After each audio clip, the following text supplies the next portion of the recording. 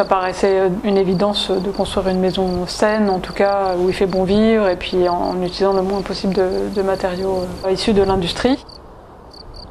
J'ai rencontré Mireille Avril qui a présenté son système de maison en bois et roseau.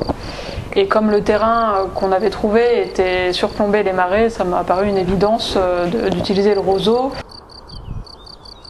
C'est un matériau multifonction qui a des propriétés isolantes par pluie, esthétique aussi, puisque comme vous pouvez voir derrière moi, c'est un matériau qui reste visible.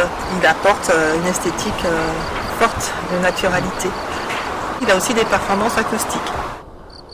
Pour tout ce qui est isolation thermique, il est utilisé de différentes manières, en vrac dans les caissons en ossature bois, mais aussi en vêture verticale sous forme de bottes de roseau qui restent apparentes.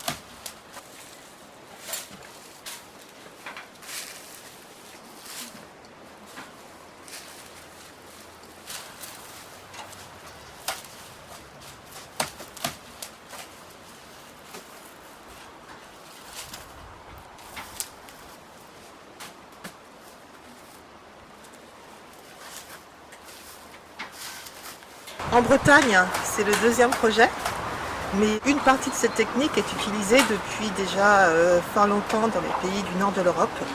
Donc la partie visible, en fait, la partie extérieure, est posée comme ça depuis déjà plusieurs décennies sur de tout type de bâtiments, donc maisons individuelles, mais aussi logements collectifs et bâtiments tertiaires.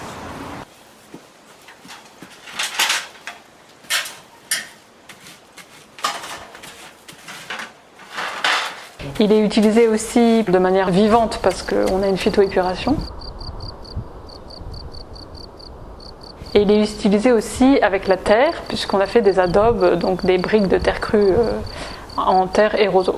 Il joue le rôle de fibre, donc c'est comme on mettrait un ferraillage dans une dalle ou dans n'importe quelle maçonnerie, la fibre joue ce rôle de liaison entre les grains et l'argile. Les restes de roseau, du coup, ils nous servent en paillage au jardin. Quasiment pas de perte.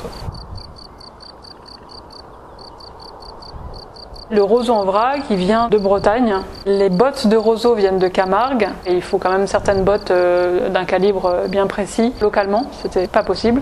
Et déjà, on a eu la chance que ça vienne quand même de France, parce qu'aujourd'hui, c'est pas toujours le cas. De temps en temps, le roseau en botte, en tout cas, il vient des pays de l'Est, ou même des fois de Chine. Le métier en fait d'entretenir les roselières a tendance à se perdre. Et du coup, il n'y a plus assez de monde pour entretenir les roselières. Du coup, il y a de moins en moins de monde qui peut fournir des roseaux de qualité correcte. Le roseau d'une roselière qui n'est pas entretenu va aller dans tous les sens, puisque le roseau, la tige n'a plus vraiment de place pour pousser, donc elle cherche la lumière comme elle peut. Pour arriver à un matériau, on va dire, de qualité pour la vêture extérieure, il faut un roseau qui a eu de la place pour pousser, donc un roseau fin, pas très grand, et donc ça nécessite que